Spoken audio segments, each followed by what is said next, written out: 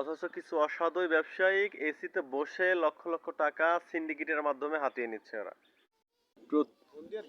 প্রতিদিন তোমায় দেখি সূর্যের আগে, প্রতিদিন তোমার কথা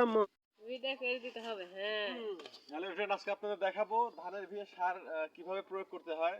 আমার ধানটা এদের চাইতে একটু নরমালি আছে। তো দেখেন এদের ধানগুলো আমার চেয়ে অনেক উন্নত হয়ে গেছে, কারণ আমি একটু সার দিতে দেরি করছি। তো আজকে আপনাদের দেখাবো সার কিভাবে জমিতে দেয় এবং সার দিলে জমির উর্বরতা কিভাবে বাড়ে আপনাদের দেখাবো। তো আজকে আমি দিব ইউরিয়া আর ডিআইবি সার।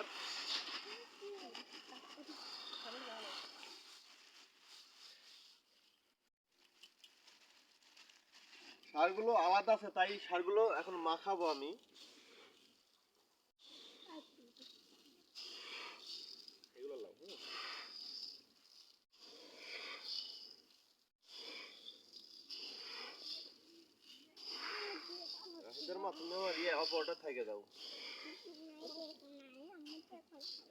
মাখানো শেষ, আমরা এখন এগুলো ভিয়ে প্রয়োগ করব। এতে যাবি কি দেখো তো, মানে এই ইয়ে আসলে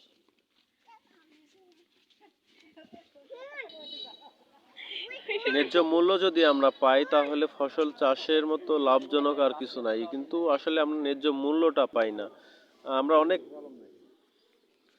আমার ধানে প্রচুর পরিমাণে ভাইরাস ধরছে, প্লাস অনেক মাকড়সা আক্রমণ করেছে, তাই আমি ধানে স্প্রে করতেছি যদিও, কিন্তু ভালো হচ্ছে না। বর্তমানে যে সার আর ওষুধের অবস্থা, আমরা শুধু প্রয়োগই করতেছি, কিন্তু ন্যায্য মানে যেই ফসলের ভালো হবে সেটা হচ্ছে না, কেননা আসলে ভেজাল, প্রতিটা জিনিসে ভেজাল তৈরি হয়ে গেছে।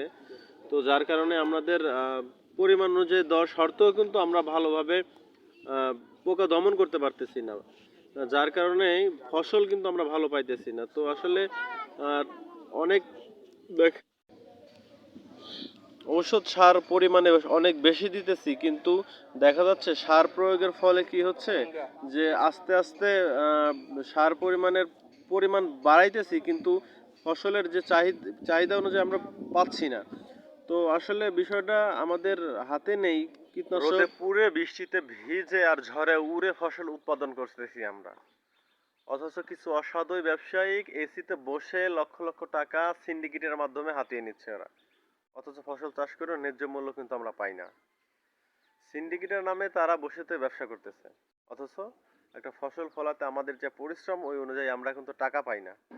অথচ ঘরে বসে থেকেই তারা লক্ষ লক্ষ টাকা হাতিয়ে নিচ্ছে।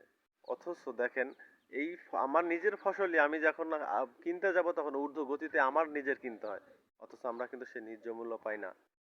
কৃষককে সহায়তা করুন, কৃষকের ন্যায্য মূল্য পাওয়ার বিষয়ে হেল্প করুন, দেশে আরও দেখবেন ফসল উৎপাদন হবে।